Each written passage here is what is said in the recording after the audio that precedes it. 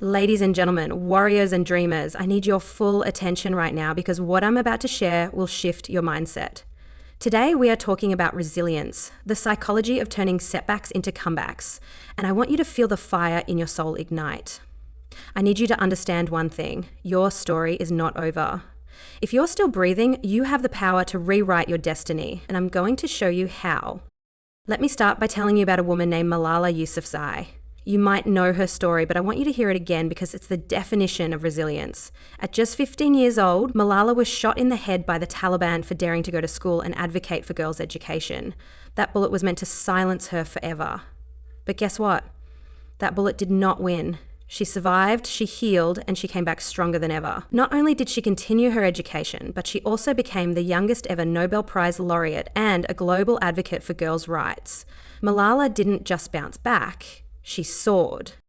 I need you to understand something. Resilience is not about avoiding pain. It's about rising from the ashes after life has knocked you down. Resilience is about making a decision, a conscious decision, that you will not be defined by your setbacks. It's a muscle, and the more you exercise it, the stronger it gets. Now, I know some of you sitting here today are carrying heavy burdens. Maybe you've faced discrimination at work. Maybe you're a single mother struggling to make ends meet. Maybe you've been told that your dreams are unrealistic because you're a woman. But let me tell you this: every great story starts with a struggle, and that struggle is your launching pad. Let's talk about Katherine Johnson. She was a black woman working at NASA during a time when segregation was the law and women were expected to stay in the background. But Katherine had a gift for mathematics. She didn't let the barriers of racism and sexism stop her. She became one of the key mathematicians responsible for calculating the trajectories that sent astronauts into space and brought them back safely. Her story wasn't just a victory for science, it was a victory for resilience. I need you to understand the psychology of resilience. Psychologists tell us that resilience is built on 4 key pillars: emotional regulation, self-awareness, social connections, and a sense of purpose. Let's break these down because I want you to walk out of here with actionable tools. First, emotional regulation. Life is going to throw curveballs at you, that's a guarantee. But you get to decide how you respond. You have the power to manage your emotions, to breathe through the chaos, and to find clarity in the storm.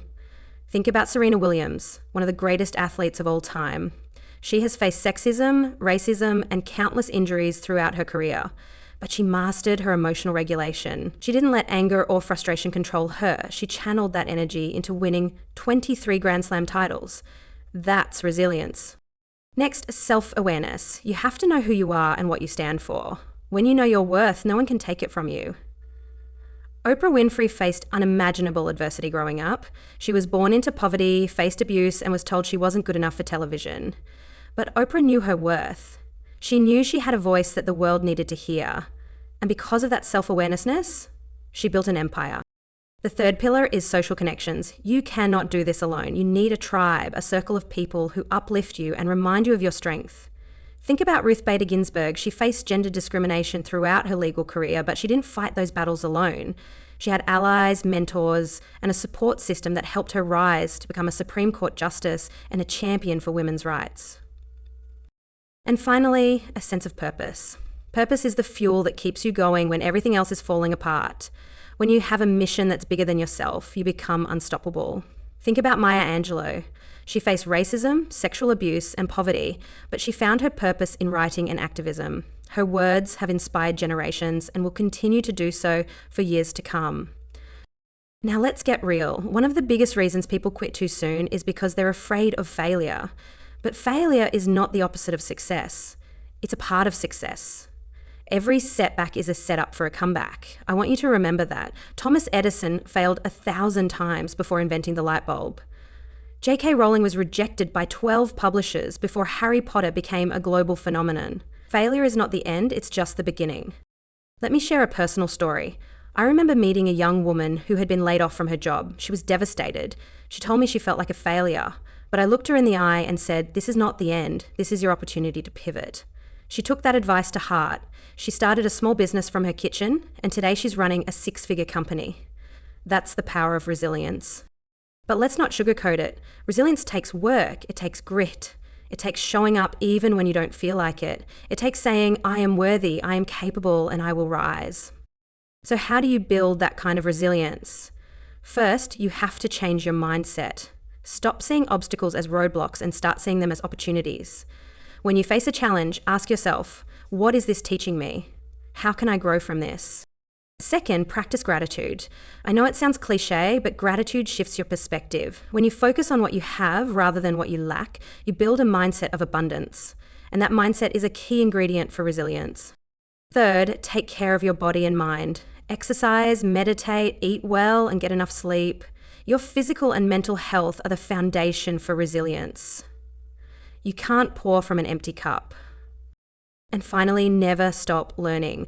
Read books, listen to podcasts, attend workshops, whatever it takes to keep growing. Knowledge is power, and it gives you the tools to navigate life's challenges.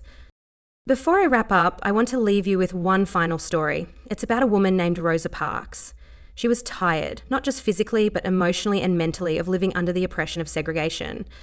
One day, she made a simple but powerful decision. She refused to give up her seat on a bus. That single act of defiance sparked the Montgomery bus boycott and became a turning point in the civil rights movement. Rosa Parks didn't have superpowers. She was an ordinary woman who made an extraordinary choice. And that's what resilience is, an extraordinary choice.